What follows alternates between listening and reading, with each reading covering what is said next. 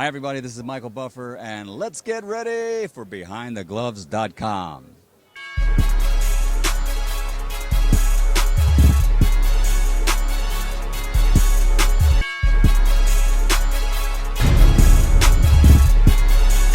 Over 100 years, and if someone could find us one that was more recent, I'd like to know, because I'm really curious, because I've been having problems researching it. I'm going to try to research it.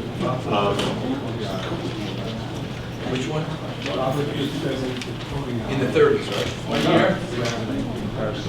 Yeah, because I think there might have been one in the 30s, and before that was 1882, John Sullivan. So we'll check. But obviously, it's been a long time. At least 70. At least. We're planning on a fight here January 16th, as you all know. We're not getting into discussions about who the opponent might be. We were working on something, and Mr. Glasgow took, I think, an easier shot at the world title, and that's his prerogative. But right now, there is no contract signed, so we hope to announce something early next week in terms of the opponent, and I think it's on sale next week. But we thought Deontay's in town. Obviously, for you guys to chat, talk about what's going on in the heavyweight division, his thoughts in the future, and also, we have a great event tonight. This place is going to be rocking and rolling, and this will be on January 16th, the first heavyweight title fight at the Barclays Center, and I know Brett's real excited about that. Brett? I really am. Thanks for coming tonight. Obviously, having Deontay here is a privilege. It's very special. We've been talking about having him here in Brooklyn, and thankfully on January 16th it will come to fruition. It'll be our 16th big night of boxing here in Brooklyn. Tonight obviously should be a very special night. Think about all the Brooklynites that are on the card. But as we've always said, we want to bring the big event business to Brooklyn.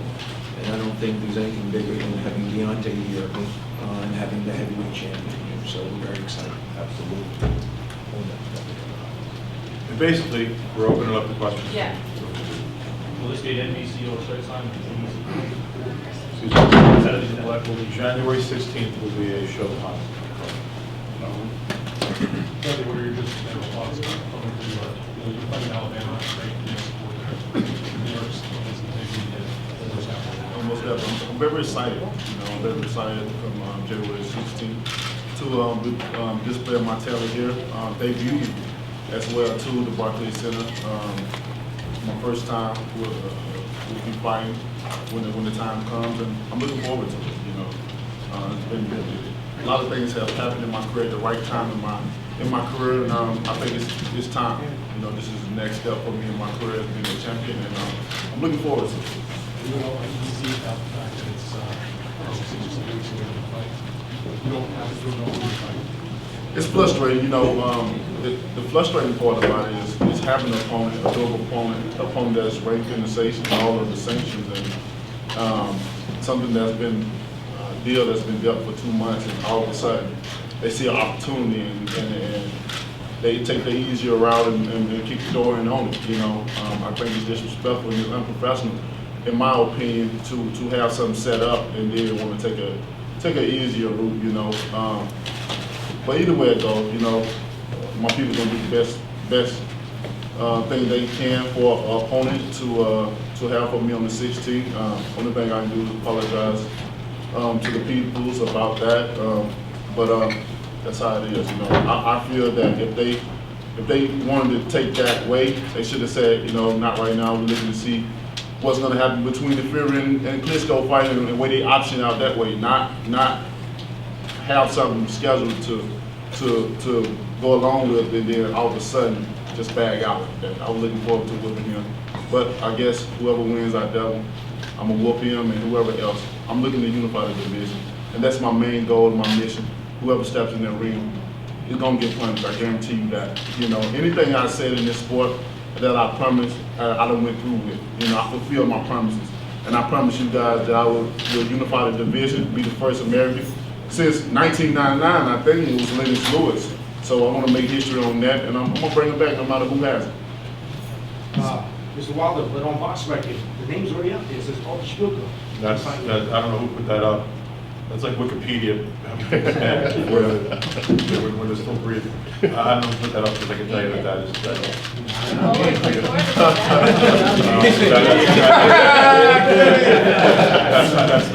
not true. You mentioned Klitschko. I mean, that might be one of the balls that was bouncing around, but that's not true. You mentioned Klitschko Fury. What was your impression of the fight? What did you say? Oh, you talking about the most boring heavyweight fight in history? That one? Yeah, you know. You never saw John Ruiz.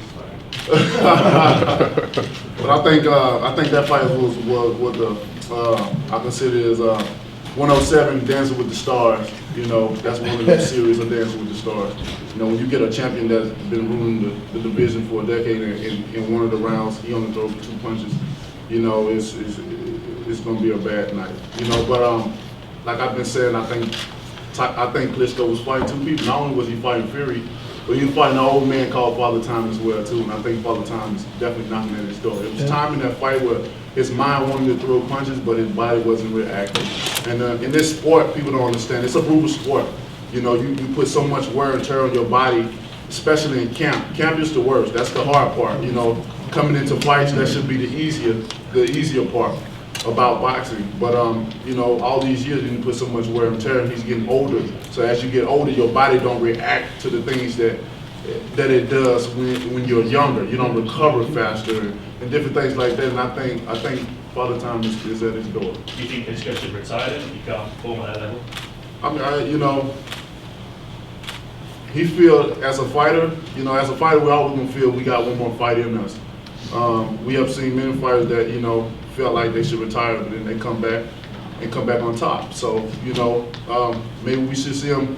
He said he's exercising his rematch clause, which I feel he'll lose that one too. But we you know, only the future can tell. You know, I may try one more time. Maybe it was just an off night. Sometimes you get off night sometimes. But I think after he exercises the clause and see what his performance is, and if it's the same, I think he should retire before he mess up his Who do legs. you want to win that fight? Which would be better for you and your career? Because I assume at some point fight the winner and get the belt. Better to fight a Fury, 2 younger guys, or fight a more, you know, established, you know, world icon, if you will, in Klitschko? I mean, for me, it's like a either or, but the choice is like fight the younger guy. I mean, anywhere I go, I'm gonna get criticized. Whoever I fight. Just say if I would have beat Klitschko, let's put me in the place of fear. If I would have beat Klitschko, people would have criticized. Oh, he was past his prime. He was too old. Now you got a younger guy to beat him. If I beat Fury, then what? He's a younger guy. He's a younger guy. What would be said? But he didn't really have skills in the way. Klitschko was, you know, they were still blaming. So either way, I think the best thing would be Fury. You know, you got one. He's from England. I feel England has the best fans in the world. You know, they support their people. They come to fights from the start to the end. You know, I love how they gravitate to fighting. I love how they gravitate to boxing. Period.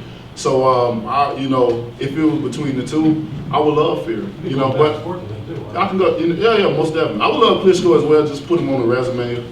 You know, because he made comments that he would love to fight me for the WBC belt, because that's a belt that he never had before. And I would love to put him on my resume as well too. So either or for me, you know, either or. I'm the type of champion that I stay ready. I expressed that many times throughout my career that I stay ready. That's one of the significant and special things about me. I stay ready. So it's not a point in time where I have to get ready. And I feel that as a responsibility of a champ, you must stay ready, because everybody want what you have. And I feel once I unify the division, the sanctioned body won't have to sit and wonder where we gonna get our sanction fee from, because I'm a champion. I love to fight. I love to stay active. You know, after a fight, I'm 2 months ready. I broke my hand. I was 2 months in. I don't need 3, 5, 6 months to prepare for no one. For what? You know, I feel the longest that a guy give me time to prepare, that's gonna be worse on them, because I'm ready. I'm always in shape. So they won't have to worry about getting the sanction fee, because I'm gonna be fighting. Once I get finished with a fight, if I'm not bad, I don't have nothing broken, and I'm not bruised up too bad, hey, let's get another negotiators in. Let's get it. Let's get this money and build my legacy. You know, it's refreshing to see an active heavyweight champion like Deontay's been. But the point he just made, here's a champion of the world, and he's always ready. And when you're out there right now, there's an opportunity to fight the champion of the world for, you know, to get the most prestigious title in all of boxing. and you're calling around to people that you know have been in training, have had fights scheduled, and you're hearing, well, I'm in shape, but I'm not mentally prepared to fight for the heavyweight title in 6 or 7 weeks, and some of the things we've been hearing the last few days, it's sort of... And we were dealing with just one guy, Klitschko. Do you think that, in your assessment, that Tyson Fury just exposed a Klitschko that really didn't exist, that his opponents were just worse than he was? Because I saw that fight. I thought it was a WWF match. Fury was just as more like an octopus than anything else, but he still was able to bluff and intimidate and make a gunshot. Right. Well, in my honest opinion, I just feel this go back from the start of Klitschko's career. You know, Emmanuel Stewart saved Klitschko's career. You know, from switching up his whole style of fighting. You know, and I feel once Emmanuel passed away, he got out of that teaching of keeping distance, keeping arm blocking and stuff like that, because, you know, of course he was the type of fighter that couldn't really take a punch. And we've seen that.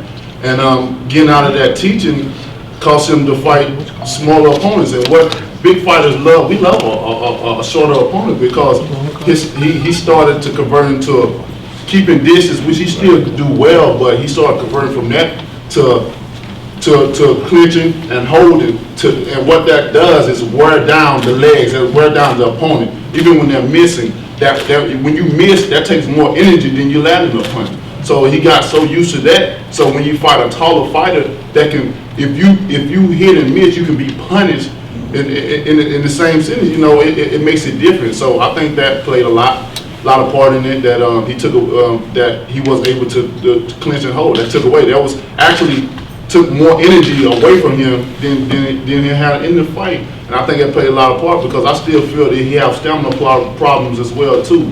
You know, so and another decision, you know, he went wrong with having a 24-inch ring against a non-puncher. Tyson Fury is not a puncher. My 1-year-old son hit harder than him. He's not a puncher. You know, and why would you make a decision to have a big ring, you know, a boxer, what we call a boxer ring, you know, to run around? Because that's a point comes to, he's scared to get hit, because he knows that he don't know how doable that his chin is to take a punch, you know. Then having double padding, how long they been having double padding in the ring? What double pads do, that makes you tired in the ring as well too. So when you have a stiff ring, you're more mobile, you're able to move, and they took away the double pad, which that was good on Fury on behalf, because they noticed that. But we know, you know, all these things, like even if the smaller opponents, previous opponent, how long they been doing the double padding, you know? So it's a lot of questions to be answered, but again, I still think Father Time is at his door as well too, you know?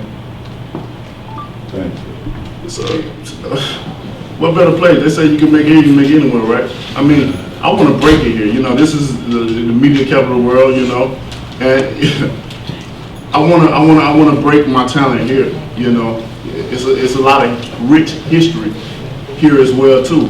You know, so I want to fight all over. All the champions be here. Everybody may name. I want not only just at the Barclays Center. I wouldn't mind doing it at Madison Square Garden one time as well too. You know, just to bring all once though, only once. You know what? Here's an opportunity when you got the Barclays Center where it's wide open for anybody to make a home, to make a name there, especially in the heavyweight division. And I'm looking forward to that. I'm looking forward to having a home here. So when we have big fights, y'all already know what it's going to be. You know, Vegas is one thing, but I think we need somewhere else now. And now we got the Barclays Center. I just need to know where it's upstairs. Hello. Any more questions? Got you down. Anything? What do you think about Anthony Joshua's fight coming up? You know, I tell people, don't sleep on Dylan White. Don't sleep. You know, I think Dylan White gonna get more from more, if not beat him. Don't be surprised if Joshua lose that fight. You know, I think he's been doing a great job in his career, and the people that in place in front of him. You know, but I think Dylan White is a very hungry heavyweight. He's one of those guys that he's what he sees, he's sick of it. It's like the more Joshua getting promoted, the more it sickens him to see it. You know, and then when you know a person like he claims he knows, when you know a person, you know how they are. But then when all this happens, which I mean the people, the media, cameras, if you compare it with the size. it changes a person, you know. But when you know a person, you know him inside out, you know, well, you know you're not like that for real. You know you ain't that tough. You ain't no gangster like that, man. When you know a person and that person know you know him, it's a different story. So, you know, I think Dylan White is a hungry heavyweight. He want to be in the spotlight, and he got an opportunity to do that. So I just hope Joshua don't end up like David Price. Like I said, England got some of the best fans in the world when it comes to boxing. And they gravitate to their fighters, they cling to them, whether they 1-0 or whether they 0-12, they with them. You know, and I like that about them. In America, unfortunately, you have to be on top, you have to be somebody before everybody jump on the bandwagon. And then that, you know, that's when everything start happening for you. But over there, it's different. So I hope he just don't end up like that, too much pressure. Sometimes that can be a lot of pressure on a person that don't have a stable mentality or can handle that mentally. You know, so we'll see how his career unfolds and see how it goes. I think that, you know, if you win and keep doing what you're doing, I think that'll be a great future opponent for me as well, too. Deontay He just buzzed in. said that He's so early. We're in the next question. David Hay was asked over here. thoughts on David Hay. My thoughts on David Hay, you know, I think he's good for the heavyweight division. You know, but we're going to see if, you know, I think he's very injury prone. You know, with these bigger guys, man. You know, but he got a fight coming up, and we're going to see how he does.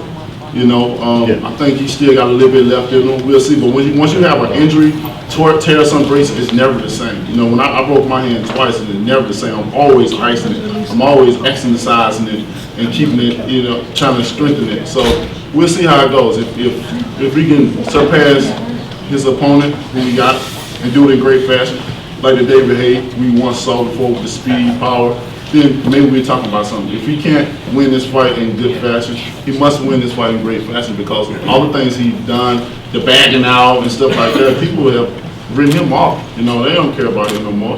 But if he can win in great fashion, I think we got someone on our hand. But until then, the only time to. I had a question for Mark. Deontay is Sport not alone is already a brutal sport, just by itself, without nobody using nothing. You know, just going because the head is not meant to be hit in the first place. So when people take punishment with their fist and getting hit, that's enough done anyway. But when somebody try to enhance their body to perform even more, you know, I feel anybody that does that need to be banned from boxing. Period. And I don't respect him for that, because he's a cheater. He's cheating himself, and he's cheating himself out of life. You know, nobody deserves it. In no sport, I don't feel they don't deserve to be there. So I don't respect him for that. So, but you know, I hope they test him twice as much time this time. You know, but I think it's good for boxing, and with that fight, we're gonna see what Jennings do in that fight and go from there. But other than that, I don't respect Ortiz at all. question for Mark. Mark, He cheated in the sense to get where he's at. I think he was dirty. You know, it wasn't no. I mean, it wasn't no cheat. He didn't cheat. He didn't use no kind of substance or nothing like that. Just he was dirty. When he clubbed him like that and punched, you know, that was a dirty move. But I also feel that Steve Quillin, when Steve dropped him, I feel that Steve being the smaller guy, he shouldn't have went in war with him and banged the bigger guy. He should have became more of a boxer and just in and out, kept his pace, because at that point in time he was winning. You know, he was winning the majority of the other fight. He should have just kept his distance and just boxing until it was over with and got the victory. But a win is a win, whether it's an ugly win or a pretty win is a win. So in your opinion, as the unification fight approaches for Wilder, how far away is Wilder from being a pay-per-view star on Showtime or I think he's already a star, but to be honest with you, I don't think pay-per-view is the measure of stardom. I think that we want to be an accessible champion. I think vision. I mean, you have a guy that on one part of him entertains the crowd, and you know, sings and stuff. All that entertainment, you know, to the people and exciting to people. But when it comes to that ring time, when it comes to that lacing up those gloves and getting in there, battling out, I don't think he got nothing for me. You know, I don't feel, even though we've seen many times even the smaller guys, even guys from cruiserweights have dropped him. Now, when you come a guy that's known for his power and hitting, and keep in mind, I don't play around. You know, when I'm in that ring, I don't care about what you got going on outside of the ring or who you are. I don't know you in that ring. I transform into a whole different person. So with that being said, I wouldn't respect none of his punches. You know, I would come straight. You know, I would play smart. I would be smart. But I see that fight being a knockout. Fury knows that. His team knows that. You know, like I said, when I first became champion, we wanted him to be our first opponent to defend the title against. They turned us down. No matter, you know, I'm so sick and tired of these fighters saying how they offered me. Man, you don't offer the champion. Then we give you the opportunity first and foremost. But something, we offering $2 million? Is it? If you did that, why wouldn't I take the $2 easy $1 million to whip your ass? I mean, hey, why not? Put that in the bank account. But you know, I think that's an easier cop out for fighters to say they offered another fighter when they ain't even in position to offer nobody nothing. They offer another fighter something. I think that's an easy cop out to say, you know, to keep media, to keep y'all easy, and they come like, oh, okay, you know, because Wilder, I'm telling you right, I ain't scared to fight nobody. Believe that. Nowhere, no time. This is like again, I said, I'm in love with the sport. So when that fight happens, you know, I want those belts at the end of the day. No matter what people say, no matter what they promotion, no matter what they management say, no matter even what the fighters say, because and again, you gotta talk. You're supposed to talk. You're supposed to sell yourself. You're supposed to promote yourself. But the difference between me and other fighters, when I speak, I feel it inside of me. And when I feel it inside of me, I'm serious. I'm so serious. I'm ready to fight right now. Who wants to? I'm serious about what I say, and I mean business. So Concord-Keys, the suspension for PEDs, another fighter under the Hangman umbrella, J-Rock, William Williams, just decided to partake in a year-long testing program. Is that something you would do, or are you willing to participate in year-round testing? Oh, most definitely. Why not? Let's clean the sport up, man. I don't believe in cheating, and nothing has ever been given to me in my life. You know, only thing I feel that's been given to me was hand-me-down clothes, and that only lasted the next year, and it was ready to be thrown away. I don't know what it is to be given that, you know. So when you're dealing with this sport right here, I want to earn everything I have. You know, how can you be a man and at the end of the day when you achieve something, but you achieved it in the wrong way? How can you live with yourself? You know, many times throughout, not even just boxing, just throughout sports, period. I don't understand how can a person take any kind of drugs, any kind of substance of drugs to enhance your body, and you win a championship, or you win a bout, or you win anything, and be satisfied and be happy with yourself. I didn't cry. And it's like, no, you really didn't win. How can you sleep at night? So I would love that. I would love to clean up the sport. I would love, hey, you know, I wanted to take anything, piss, you know, blood, whatever you need to do. You want some saliva? I mean, it's whatever. You know, I'm comfortable with all that because I don't have to cheat for that. I don't cheat. I don't believe in that. I don't think people should cheat their way out of life anyway. If you're gonna earn it the right way. These sportsmen, you play football, you play basketball, and now you're a total success in boxing. Nostalgically, you look back and say, I wonder how I was a football basketball. Not taking away from the success. I mean, I'm human, you know. So of course, I have. Do I do it now? No, but I have looked back and said, hey, you know, if nothing has happened, traumatic happened in my life, I didn't have my daughter, you know, stuff like that, you know, how would I would have done in the other sports, of course. But cheated in the sense to get where he's at. I think he was dirty. You know, it wasn't no. I mean, it wasn't no cheat. He didn't cheat. He didn't use no kind of substance or nothing like that. Just he was dirty. When he clubbed him like that and punched, you know, that was a dirty move. But I also feel that Steve Quillin, when Steve dropped him, I feel that Steve being the smaller guy, he shouldn't have went in war with him and banged the bigger guy. He should have became more of a boxer and just in and out, kept his pace. Because at that point in time, he was winning.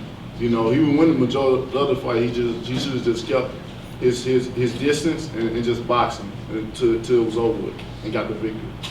But a win is a win, whether it's an ugly win or a pretty win is a win.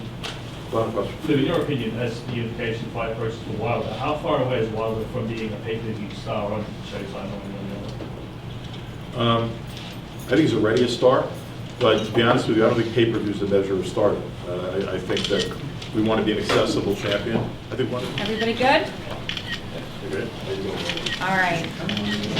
All right. If you guys haven't already done so, make sure you download the Behind the Gloves app. It's free, and it features really cool stuff like a fight calendar that reminds you of all the upcoming fights, and it allows for you to, with one click, to remind yourself directly to your phone. And it also features 24/7 breaking news that's going on in boxing. So make sure you guys go ahead and do that and subscribe to this channel.